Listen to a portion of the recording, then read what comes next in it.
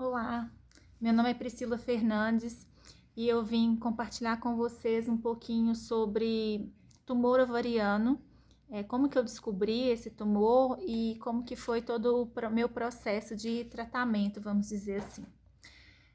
Primeiro, o que que acontecia comigo? Desde a minha adolescência, quando eu tinha o meu período menstrual, eu sentia muita cólica.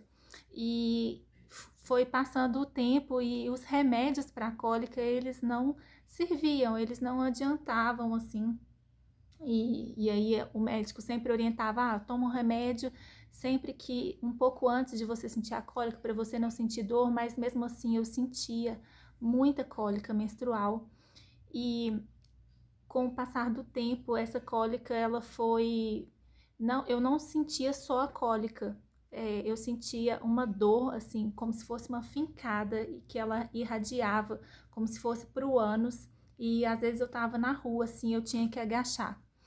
E assim, eu sempre ia nos médicos procurar para saber o que que é que eu tinha, né? E aí eles falavam que era apenas uma cólica. Então, várias vezes eu tomava o remédio quando chegava de madrugada, eu falava: "Mãe, eu não aguento, eu vou ter que ir para o hospital". Então, várias vezes eu fui para o hospital para tomar remédio para dor na veia e tomar remédio também para náuseas, porque aí a dor era tão forte que eu sentia náuseas. E aí eu tomava soro, eu tomava esses remédios. Até que um dia, durante um período menstrual, eu tinha um fluxo muito grande e aí eu fui e resolvi ir na emergência.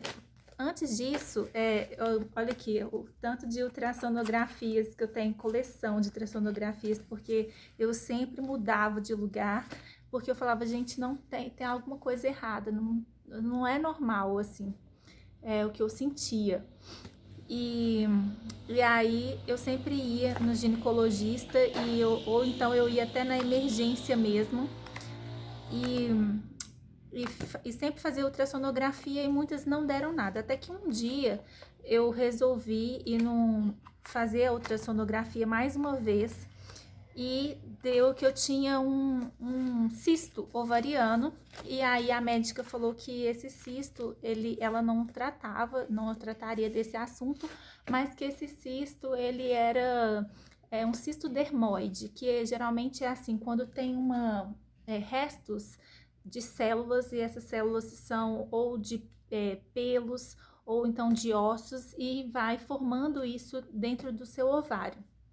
Enfim, ela falou que era isso, mas que ela não tratava esse tipo de... Ela não fazia cirurgia nem nada, e ela me encaminhou para um outro médico que mandou que eu tomasse contraceptivo durante 6 meses, direto para ver se esse cisto ele diminuiria. Bom, o cisto não diminuiu, na verdade ele aumentou, eu passava muito mal com o remédio e e foi assim um período bem complicado, porque eu tinha que tomar o remédio e passava mal por causa do remédio, não por causa do cisto, né? E aí, até que um dia eu tava falando antes, até que um dia eu fui na emergência de um hospital, e aí o médico foi fazer um exame de toque, só que como eu não tinha tido relação sexual ainda, eu falei, não, não dá pra fazer esse exame, né? Então ele foi e só mesmo apalpou minha barriga. Ele falou: Nossa, minha filha, não preciso nem fazer outro tipo de exame mesmo. Você precisa ser encaminhada por um médico urgente, porque dava pra ver, assim, quando eu deitava, né? Dava pra ver o volume do cisto que tava na minha barriga. Na barriga não, né? Na região da pelve. E aí ele me encaminhou para um médico que ele tinha treinado, porque ele falou: Olha, eu já tô muito velho, você vê que meu pescoço ele tá duro. Eu não faço mais cirurgia, porque eu já fiz muitas cirurgias, mas eu vou te encaminhar vou te dar os nomes dos médicos que eu confio e que eu treinei. E quando eu descobri, esse médico foi o médico que fez o meu parto, né? Na verdade, meu parto não, o parto da minha mãe quando eu nasci. É legal, né? Assim.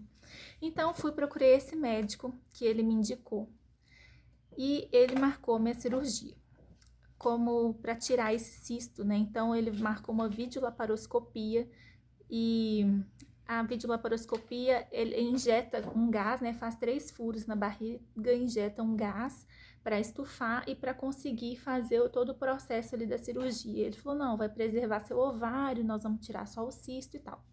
Acontece que durante a cirurgia, quando ele começou a videolaparoscopia, ele descobriu que não era algo muito simples, que o cisto estava muito grande, e aí é como se fosse uma bola, assim, de um tamanho de uma laranja, e o meu ovário, ele estava aderido, assim, no cisto, no tumor.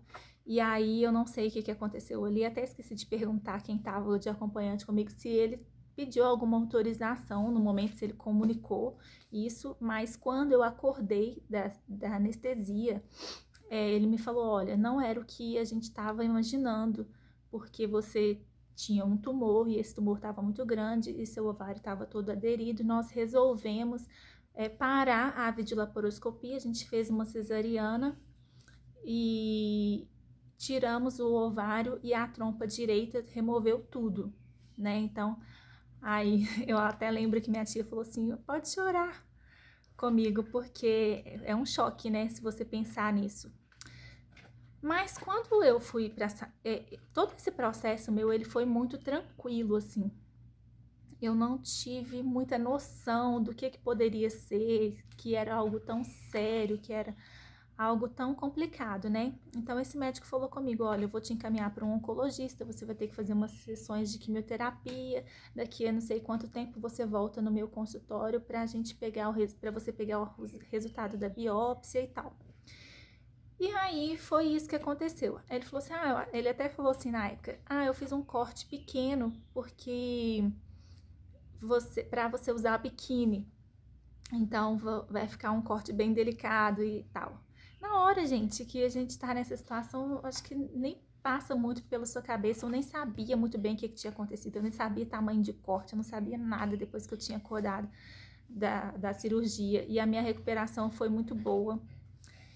E aí, quando eu voltei no consultório dele, né, para pegar o resultado da biópsia, ele perguntou, olha, você acredita em anjo da guarda? Eu falei, não, eu acredito em Deus. Ele falou, olha, então Deus te curou. E eu não tive que passar pelo processo de quimioterapia, né? Mas eu não tenho o ovário e a trompa direita. No processo de recuperação, uma amiga minha, ela levou um livro e eu li esse livro. E era de uma moça que ela tinha tido um câncer no ovário e no útero e ela teve que passar por uma esterectomia. E ela falou nesse livro que quando a pessoa tem um tumor assim, ela tem que passar por uma, eu não sei se é tomografia ou ressonância, eu sei que eu nunca fiz nenhum desses dois exames. E porque se você injetar o gás, que é da videolaparoscopia, porque muitas vezes faz a vídeo para fazer uma biópsia, alguma coisa, corre o risco de ter metástase. O tumor, né, corre o risco de ter metástase. Uma coisa que eu não falei é que esse tumor, né, depois que saiu a biópsia, é um tumor borderline, que ele tem, ele pode ser tanto maligno quanto benigno. E como o tumor estava muito grande, né, e aí essa moça, ela falava no livro dela, assim, que quando você tem um tumor, quando você tem câncer, se você passar pela videolaparoscopia, as células cancerígenas, elas podem se espalhar. Então foi um grande risco que eu corri ali naquela hora, né? Deveria ter feito um exame mais específico. E o meu CA 125, ele estava bem alto na época. Eu até tenho ele aqui, mas eu não procurei. Tá aqui no meio dessa papelada. E aí o CA 125, que é um marcador tumoral, ele estava bem alto na época. Eu não sei se o médico não atentou para isso, ou o que aconteceu, né? Ou se ele achou que ia ser mais simples e tal. O que eu quero concluir com isso? Eu quero concluir que a primeira coisa é que muitas vezes o nosso corpo, ele fala mesmo. Então, sintomas, eles nos indicam de que alguma coisa está errada, né? Então eu sentia muita dor, eu sentia muita cólica. Depois eu passei a sentir essas dores que eu tinha que agachar no meio da rua, então eu trabalhava em um lugar que era bem distante e às vezes eu tinha que andar um pouco a pé. Eu ia em várias unidades, né, dos restaurantes que eu trabalhava e às vezes eu tinha que andar um pouco a pé e eu tinha que agachar porque eu sentia muita dor.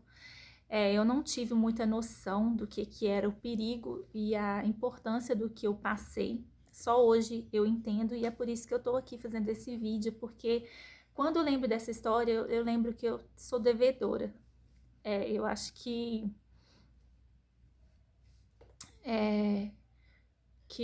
é uma bênção para mim. Vai fazer 10 anos esse ano que eu fiz essa cirurgia. E toda vez que eu lembro disso, eu penso que eu tenho que falar isso para as pessoas, que assim, Deus, ele é soberano. E eu acho que eu fui muito abençoada por esse tempo, né? Então, assim, por mais que possa acontecer qualquer coisa conosco de um dia para o outro, esses 10 anos que já se passaram, né, já foram de grande valia para ter mais comunhão, intimidade com Deus e ver que Ele é soberano. Então, por mais que eu tenha ficado muito tempo sem descobrir esse tumor, dele ter ficado tão grande, eu creio que foi tudo feito da melhor forma, sabe? E eu não tenho, assim, sei lá, eu não penso que foi erro médico, né? Eu não sei se, assim, eu poderia não ter precisado de passar por essa cirurgia, ou talvez eu teria que ter passado por outros tipos de procedimentos mais agressivos durante esse tempo. Então, a primeira dica que eu tenho para você que está assistindo esse vídeo não, como se diz? Tenha atenção para os sinais que o seu corpo te dá. Outra coisa que eu te falo é para você confiar mesmo em Deus, na soberania de Deus. Então, assim, às vezes a gente fica muito atribulado pensando, eu nem fiquei orando muito por isso, sabe? Eu não fui aquela pessoa que orou pela cura, eu nem sabia que eu precisava ser curada, na verdade. E eu só tive mesmo dimensão, assim, sabia o que estava acontecendo depois que eu passei por tudo isso.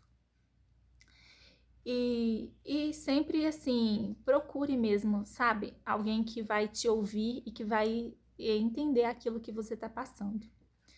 E a minha história é essa. Eu quero que você hoje seja encorajado, porque Deus, ele pode todas as coisas e ele é soberano. E, assim, ele usa pessoas que ele quer. Ele conduz do jeito que ele quer. E você é muito importante para Deus. Você foi formado por Deus. E tudo que você passa, tudo que a gente passa, é porque Ele tem algum propósito nisso. E Ele nos formou para... Cada um tem um chamado nessa terra. Então, a gente tem que pensar que o que a gente faz é para a honra e glória do nome dEle. Então, tudo que a gente passa é para a honra e glória do nome dEle. Independente do que seja que a gente passa. Então, eu nasci de uma forma com algo que Deus quis fazer na minha vida. Você nasceu de alguma forma com algo que Deus quis fazer na sua vida. E é só enquanto a gente respira que a gente tem chance de fazer o que Ele nos chamou para fazer. E é isso. Obrigada por assistirem esse vídeo. Um beijo. Até a próxima.